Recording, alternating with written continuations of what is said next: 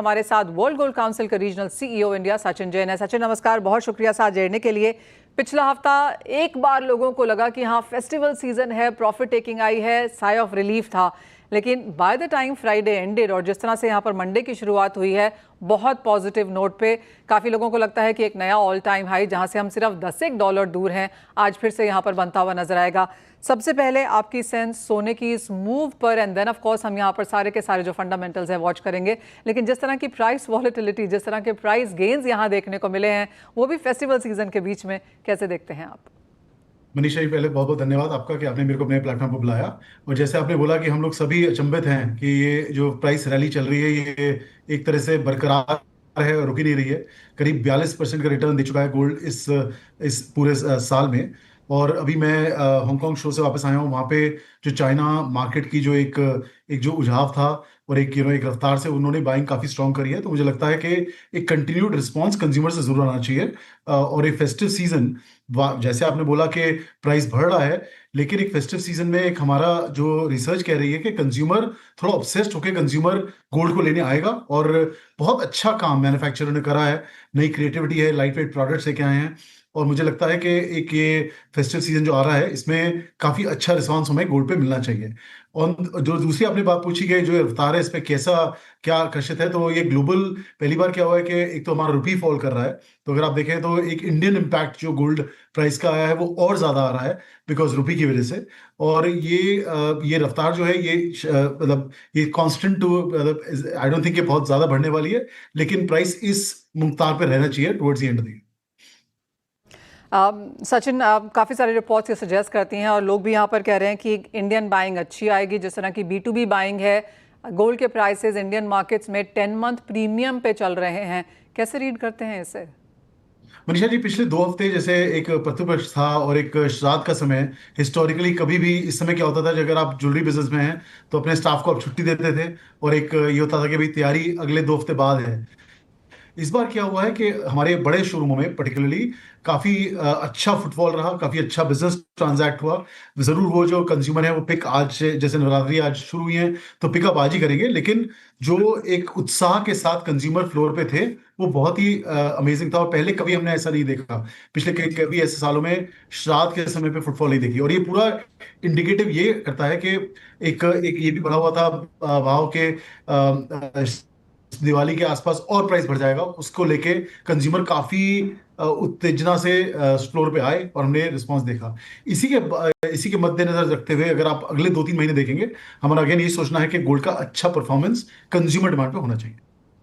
हम्म आप कह रहे हैं कि consumer demand, retail demand in current prices में भी अच्छी देखने को मिलेगी। सचिन, बहुत सारे लोग ये भी कह रहे हैं कि even as prices are higher this Diwali could be better in last many many years. इतना कॉन्फिडेंस कहाँ से आ रहा है?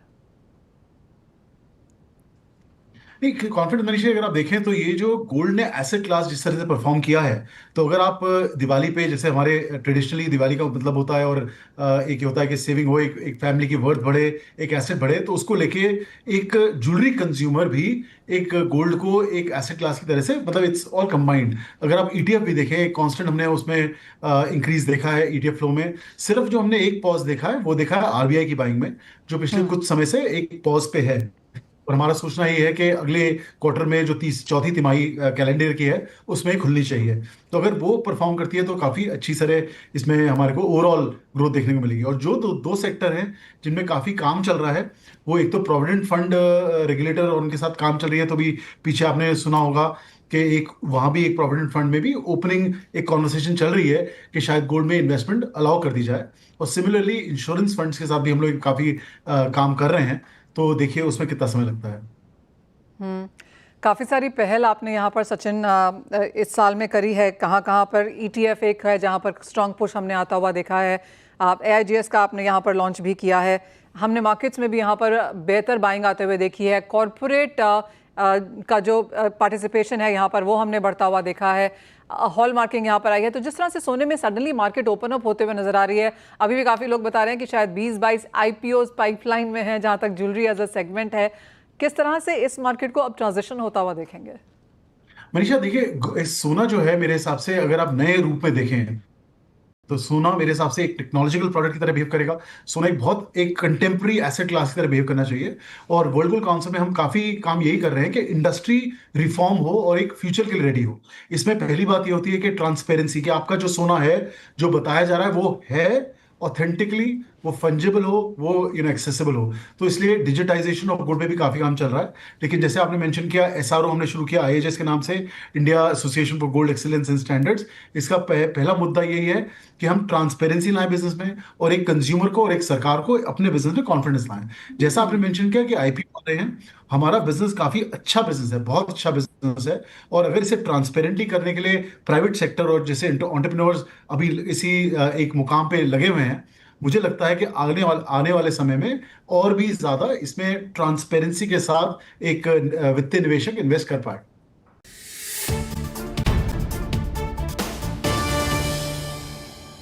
सचिन, इस बार इंपोर्ट्स को लेकर क्या सेंस है? फर्स्ट हाफ ऑफ कोर्स यहाँ पर हल्का सा कम रहा, लेकिन सेकंड हाफ में भी काफी हद तक एक सेंस आनी शुरू हो जाती है। तो किन नंबर्स के साथ आप काम कर रहे हैं?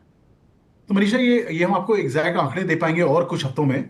लेकिन हमारा सोचना एक ओवरऑल ये है कि कुछ वॉल्यूम में डेफिनेटली गिरावट रहनी चाहिए, जिस तरह से हम देख रहे हैं। और ऑफ कोर्स वैल्यू वाइज ये काफी अच्छा बढ़ोतरी हमें मिलेगी। तो वॉल्यूम वाइज मुझे लगता है कि थोड़ी गिरावट हमें देखने को मिलेगी इंपोर्ट्स में। तो कोई नंबर देना चाहेंगे सचिन? 600 to 700 है, 700 to 800 है, किस रेंज में अटकता है ये? मेरे 600 से 700 में तो मनीषा डेफिनेटली आना चाहिए। और देखिए, ये उसमें भी, लेकिन 600 से 700 में भी 100 टन का एक डेल्टा है। तो वो किस तरफ रुझाव रहेगा, 600 की तरफ कि 700 की तरफ, ये हम आपको अगले कुछ हफ्तों में अच्छा बता पाएंगे। सचिन, साथ ही साथ फ्रेश बाइंग आता हुआ देख रहे हैं, या फिर जो इनिशियल ट्रेंड था कि एक्सचेंज की बाइंग ज्यादा है, वो अभी भी है? दोनों हैं मनीषा जी, दोनों हैं। और जैसे जो हमने रिसाइकलिंग देखी, वो करीब 30 से 32% पिछले साल चल रही थी। वो बढ़ के करीब 40 से 45% चल रही है इस साल में। और इंटरेस्टिंग बात यह है कि कंज्यूमर जो है वो गोल्ड से एग्जिट नहीं हो रहा, वो गोल्ड के साथ गोल्ड ही ले रहा है। और ये बहुत अच्छा एक वो है कि आप गोल्ड के नए डिजाइन ले रहे हैं, और एक उस हिसाब से एक मॉडर्न तरह से आप गोल्ड पहन पा रहे हैं, जो एक अच्छा एक ट्रेंड है। और जो ये ट्रेंड मुझे लगता है कि काफी स्ट्रांग है कि कंज्यूमर गोल्ड से एग्जिट ना करके गोल्ड के प्रति गोल्ड ले रहा है, और ये ट्रेंड कंटिन्यू रहने वाला है। Sachin, just coming on carriages yet again, और अब तक थोड़ी सी क्लैरिटी मार्केट्स में आ गई है कि कुछ ज्वेलर्स ने हमें ये बोला है कि वो 18-14 में जा रहे थे, लेकिन कंज्यूमर नहीं ले रहा है, तो वो वापस 18-22 पे यहाँ पर अब जा रहे हैं। 14 कम है यहाँ पर, 9 कैरेट के लिए और भी कम यहाँ पर क्राउड है। ऑफकोर्स जो चिल्ड्रन ज्वेलरी है या फिर बहुत ही लाइट वेट टीनेज ज्वेलरी है, वो शायद 9 कैरेट में जाएगी। क्या इस तरह का कैटेगराइजेशन आप देख रहे हैं?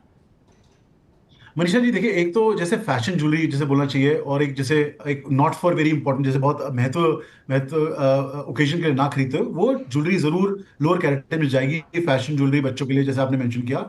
लेकिन मेरा सोचना ये है, और हमारी रिसर्च भी ये कहती है, कि कंज्यूमर गोल्ड को गोल्ड की वजह से ले रहा है, उसकी वैल्यू की वजह से ले रहा है। हाँ, और मेरा सोचना ये है कि 22 कैरेट स्ट्रांग होएगा। मेरे को ये भी लगता है कि अगले साल में 24 कैरेट की एक ज्वेलरी हम लोग लेके आ रहे हैं, जो हम इंडस्ट्री के साथ काम कर रहे हैं, और उसका भी अच्छा प्रभाव मार्केट में आना चाहिए।